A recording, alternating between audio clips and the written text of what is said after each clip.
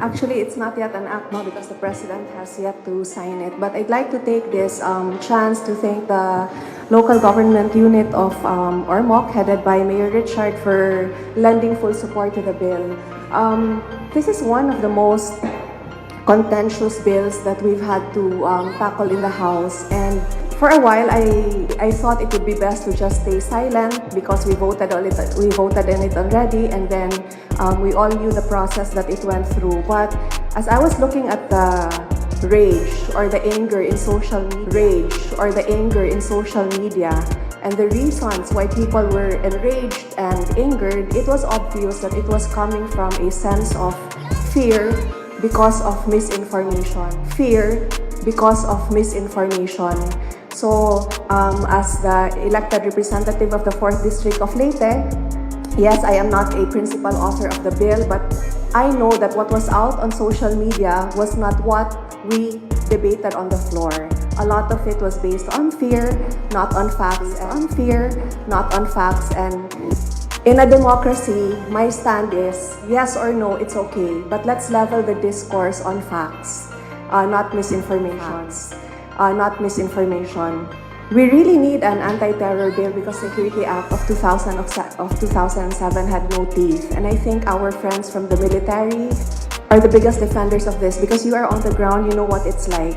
So many of those who have been convicted were convicted on articles under the revised penal code. So terrorist act na, but even the police are afraid to really bring them to justice on account of terrorism. Now, as far as fears are concerned about kaya ang ilang akong ipadol filmi sa social media is you cannot anymore express dissent. It's unconstitutional.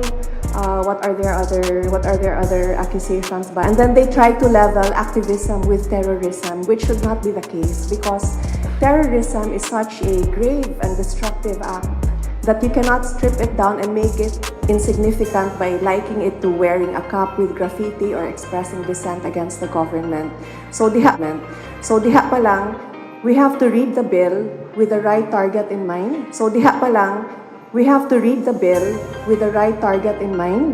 And we have to also make sure that we not just read the bill, but we understand it. And we comprehend it, not in parts, but the provisions as a whole. To be fair, no? So, and then they will quote their lawyers. They will say, but my lawyer friend said that it will violate the Constitution and human rights.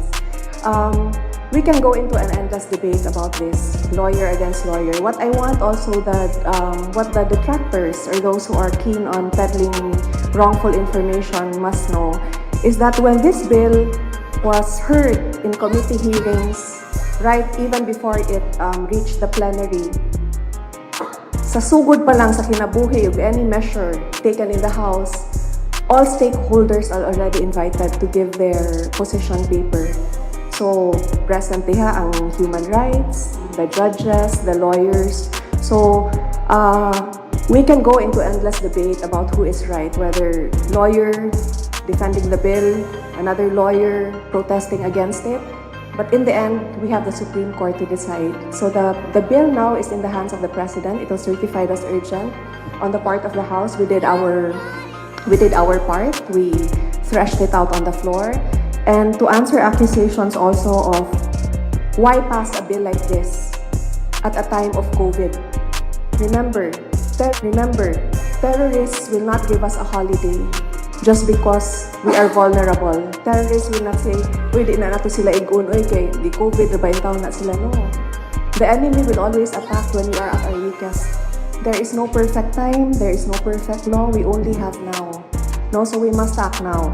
The very valid fear that the law can be abused, tinuod, that is not unfounded because we have seen through the years, even before the term of President Duterte, even before the term of President Aquino, we have seen how the law has been abused. Can you think of any law that cannot be abused in any way? And all the lawyers in the group said, theoretically, all laws can be abused.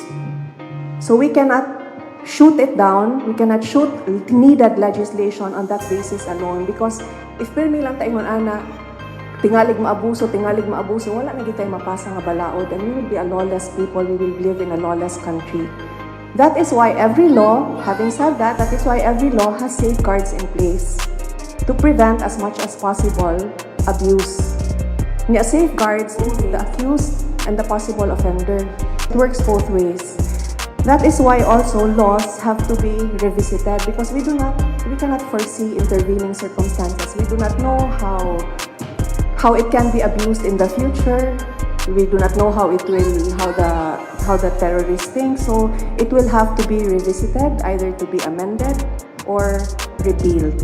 So that is we are doing our parts as citizens. No, in the legislature we craft the laws, and then executive they implement. I ask for the support of this bill. For those who are against it, I ask that you read and comprehend it and see the value of the bill. Because now, yes, wrongful arrest is a possibility, but then we have to weigh which risk weighs heavier on the Filipino people. Wrongful arrest, but the one arrested still has legal recourse, or terrorism. Kaya karon manggod sa atong balaod, there is no preventive mechanism in place. It is all reactive. So it's like saying, kung mayo man sila dili because kinahanglan ko no innocent until proven guilty. That does not work for terrorism because by that time na-detonate na ang bomb. Anay libuto na anay namatay. So gaplano pa lang, nakakita pa lang, napay signs na nakakita na naanay terrorist funding, naanay financing, nagplano pa lang, putlo na. Ang kaning kaaway, di gini mo ang angon, tinudon gini mo. Kaya kung di mo tinudon, maunahan man ka. Okay, so God bless our men in uniform. The bill is up to, it's in the President's desk now. It's up to him to veto or not.